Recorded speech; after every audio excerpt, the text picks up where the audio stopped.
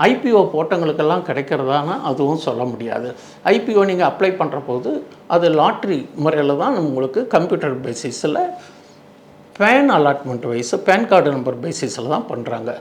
அப்போ நீங்கள் அந்த ஐபிஓ அலாட்மெண்ட் பண்ணுறதுக்கு முன்னாடி அந்த நிறுவனத்தினுடைய கிரே மார்க்கெட் டீட்டெயில்ஸ்னு சொல்லுவாங்க. கிரே மார்க்கெட்டு எவ்வளோ சப்ஸ்கிரைப் ஆகிருக்கு, இப்போ அதனுடைய ஸ்டேட்டஸ் என்ன அப்படிங்கிறது கிரே மார்க்கெட்டில் போய் பார்த்துட்டிங்கனாலே, சப்போஸ் ஒரு உதாரணத்துக்கு இப்போ சப்ஸ்கிரிப்ஷன் நேற்றுக்கு ஆரம்பிச்சிருக்காங்க, இன்னும் 2-3 நாளில் முடியும். இன்றைக்கி போய் நீங்கள் பார்க்குறீங்கன்னா அதனுடைய சப்ஸ்கிரிப்ஷன் எவ்வளோன்னு பார்க்கணும். சப்ஸ்கிரிப்ஷன் கணிசமாக ஒரு 20% 30% ஆயிருக்குனாக்கா அதில் எத்தனை பேர் ஒரு யூனிட்டுக்கு எத்தனை பேர் போட்டி போடுறாங்கங்கிறதும் தெரியும். அப்போது இது பரவாயில்ல அப்படின்னு நம்ம முடிவு எடுத்துக்கலாம்.